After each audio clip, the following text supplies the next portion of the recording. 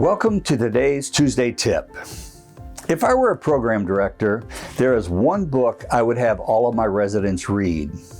It has nothing to do with managing a crying child or placing crowns in areas of space loss, but it has everything to do with running a successful dental practice.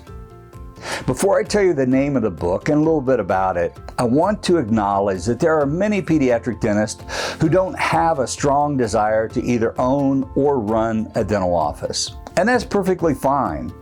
For the first 15 years of my professional life, I had little interest in owning a private practice. One of the reasons I started my career in academics was there was no place that I thought I wanted to live the rest of my life. And I told myself that wherever you go and start a practice, that's probably going to be the place that they bury you. It wasn't until I realized that that was a falsehood that I had told myself, not some truth etched in stone. Then I picked a spot, bought a practice, and decided to give it a go. A lot of us tell ourselves things like that hold us back, but they don't really have a firm basis in the truth. But I digress. I was saying, it's fine if you don't desire the extra burdens that come with owning a dental office or any business. But if you do own or plan on owning, I strongly recommend you get yourself a copy of the book titled The EMyth Physician. Now let me tell you that there are about 15 EMyth books, including the EMyth Revisited, EMyth Mastery, and the EMyth Dentist. In fact, there's an EMyth book for nearly every other profession. I have read the EMyth Dentist, but honestly, I enjoyed the EMyth Physician more, and I found it a more useful tool. Today, I'm just going to introduce this book to you, but in coming weeks, I plan to dive into some of the nitty-gritty of the various chapters.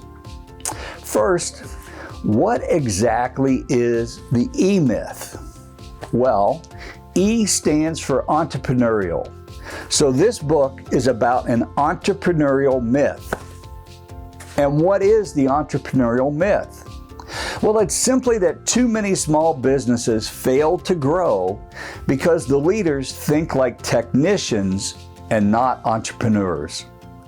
Simply put, if someone's good at a particular skill, whether it be auto repair, cabinet making, cooking food, or dentistry, they often hold this thought: because I'm a very gifted technician, I can have a great business. That is the myth. Because very, very few successful businesses are successful simply because they have gifted technicians. If someone's not paying attention to paying the bills, collecting the money, hiring the right support staff, and so on, it will be very difficult for that business to survive, let alone thrive. Just because you're a good widget maker does not mean you will have a successful business making widgets. So one of the basic starting points of the E-myth philosophy is that each dentist owner basically wears 3 hats or has 3 distinct personalities. These 3 are the technician, the manager, and the entrepreneur. The difficulty that most dentists have is that 95% of our time and energy is spent being the technician. Probably about 4.5% of the time is spent managing, and a whopping 0.5% of our time is actually spent leading. Now, my time is limited, but let me quickly run through the characteristics of the 3 personalities that must exist for a business to be successful. The entrepreneur provides vision and future goals. The manager organizes everything and establishes the status quo, and the technician does all of the work. All 3 of these hats are worn by most dentist owners. The ultimate goal for a business owner is to spend a lot more time with the entrepreneurial hat on and less time managing and doing technical work. In upcoming weeks, I'll talk more about the E-myth philosophies. But as I leave you this week, be thinking about exactly how much time and energy do you spend on visioning and planning for future success. How much of your time is spent managing your staff in your office? And how much of your time is spent producing dentistry? Understand that some people are skilled leaders, some are skilled managers, and some are skilled technicians.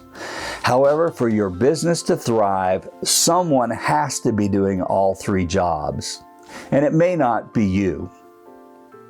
Hey, thanks for listening, and I'll see you next week on our Tuesday Tip.